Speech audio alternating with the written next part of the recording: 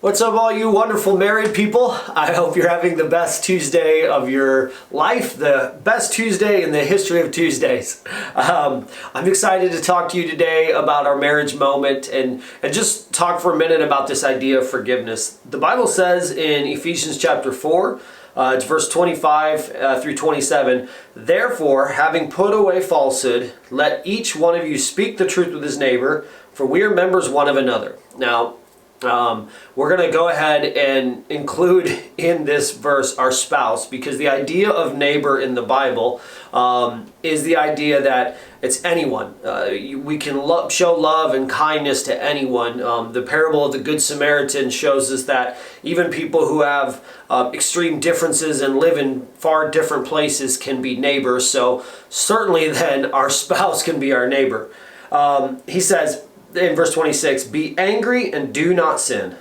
Do not let the sun go down on your anger, and give no opportunity to the devil." So, a couple things off the bat as we talk about this. I believe that forgiveness is so important in marriage. When it comes to marriage, we have to be willing and quick to forgive. We cannot keep the score. We cannot hold grudges.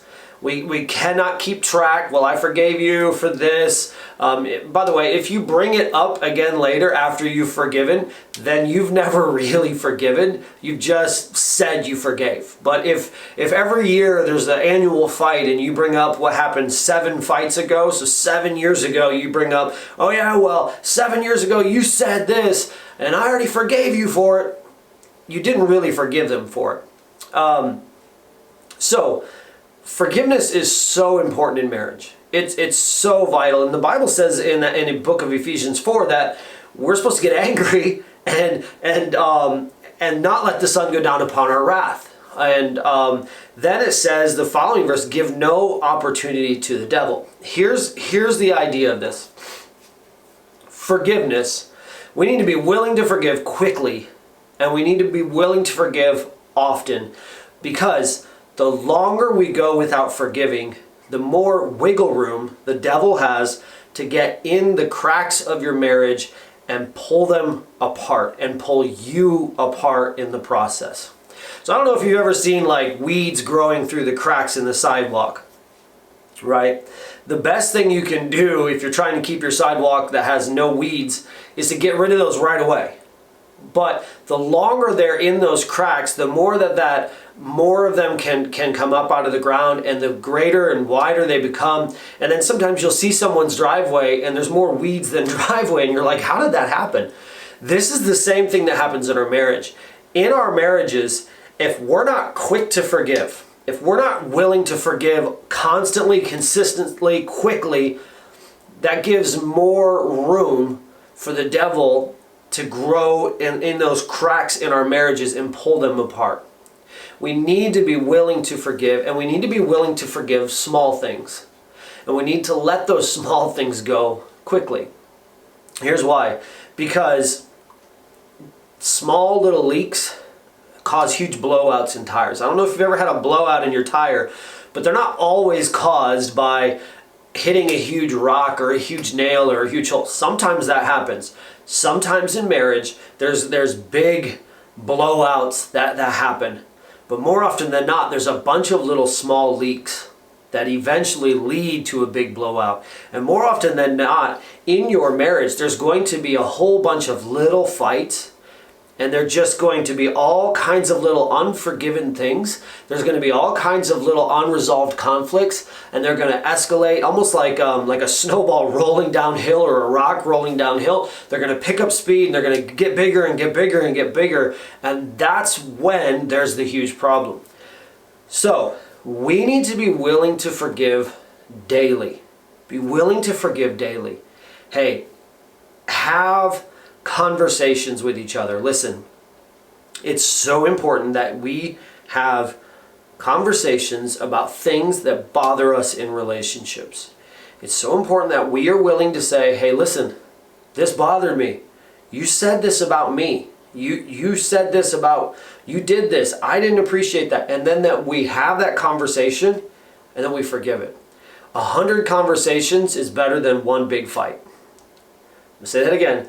100 conversations is better than one big fight.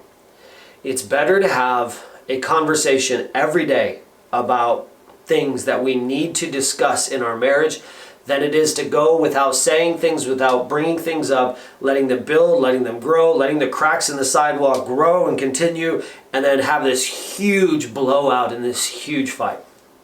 Instead, we need to be willing to have 100 small conversations, just quick conversations. Hey, we need to talk about this. Let's talk about this. Let's talk about this. Those conversations and forgiveness at the end of that conversation helps us so much more than holding on to things and keeping track and keeping score and not forgiving and holding on to burdens. And then suddenly there's a huge problem. I think it's kind of like, if you can carry like 10 or 12 small things. For instance, like, I don't know about you, but I like to try to bring in all the groceries in one trip. I don't want to make multiple trips. So I got groceries like from here to here. I got like a gallon of milk on my head, and I'm trying to get everything in the house in one trip. I can do that. But what if I have all these bags of groceries and then my wife comes along and drops a 45-pound plate of weights on my arms as well? It's a lot easier to drop it. In marriage, you have all these little things that bug you about each other, and then there's a huge scandal, and it's really hard to hold up in your marriage in that huge scandal. So you've got to be willing to forgive quickly, have the conversations over and over and over and over again, and always be willing to forgive each other. So here's something that helps us whenever we go through these things. If you're offended, you should bring the conversation up. Hey, listen, this happened. It bothered me. I want to talk about it. Then whoever did the offensive thing should apologize. Please apologize. We're so proud sometimes, and we will apologize to our coworkers and never our spouse. Apologize to each other. So the offender apologizes, the offended forgives, and then both pray together. It's really hard to be mad at someone if you hold their hands, get down on your knees, and pray with them over the issue. And if you'll follow that process, it's so much easier to forgive quickly and daily.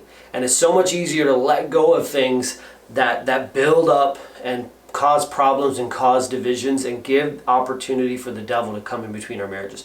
We want marriages where he has no opportunity to rip us apart and make us an example to the world of, oh, you see those Christians, they have a terrible marriage. We want them to have no opportunity for that. We want to have marriages that are rock solid.